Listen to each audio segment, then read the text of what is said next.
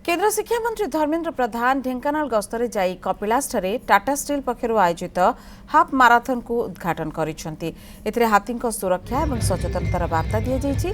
धर्मेन्द्र प्रधान सहित रहिसेंती राज्य खाद्य जोगाण और खाउटी कल्याण मंत्री कृष्णचंद्र पात्र, राज्य क्रीड़ा और युव विकास मंत्री सूर्यवंशी सूरज, राज्य शिल्प और दक्षता विकास मंत्री संपत चंद्र स्वाई, ढेंकानाल सांसद रुद्रनारायण पाणी और अनुगुल और ढेंकानाल विधायक। टाटा स्टील पक्षर आयोजित हाफ माराथन रे विभिन्न वर्ग में मोट 4600 जन प्रतियोगी सामिल होती। 21 किलोमीटर, 10 किलोमीटर और 5 किलोमीटर दूरता विशिष्ट यह हाफ माराथन रे राज्य बाहर 222 जन दौड़ाणी सामिल होती। छोट पिलांठू आरंभ कर 60 वर्ष अधिक बयस प्रतियोगी सामिल होता बेले केन्द्र मंत्री से उत्साहित कर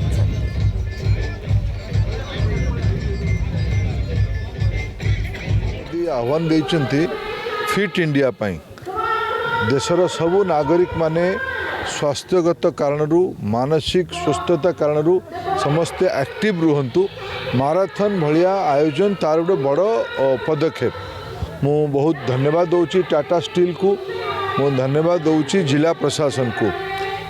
आउरी धन्यवाद पत्र माने कारण जो उद्देश्य माने रखिचंती जे आमे प्राकृतिक संपदा को ढेंकानाल प्राकृतिक संपदा को ढेंकानाल हाथी पाई भी ख्याति हाथी सुरक्षा पाई आज शिल्पायन रे हाथी एंडेंजर हाथीर समस्या बढ़ुची या विषय गोटे सचेतनता तैयारी करबा पाई ये माराथन भी काम करिवो। बहुत उत्साह अच्छी एक सुस्थ मानसिकता तैयारी करिबारे बहुत भल लक्षण। मुझे साधु उद्यम पाई आयोजक बंधु मान को धन्यवाद दूची।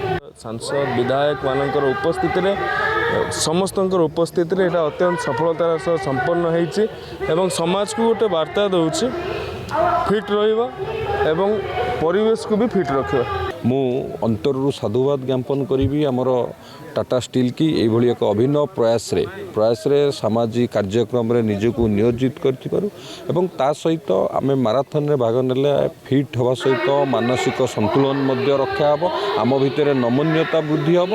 माननीय प्रधानमंत्री जो विजन अच्छी फिट इंडिया ये फिट इंडिया एक कार्यक्रम अंश विशेष भाव जोड़ी हम।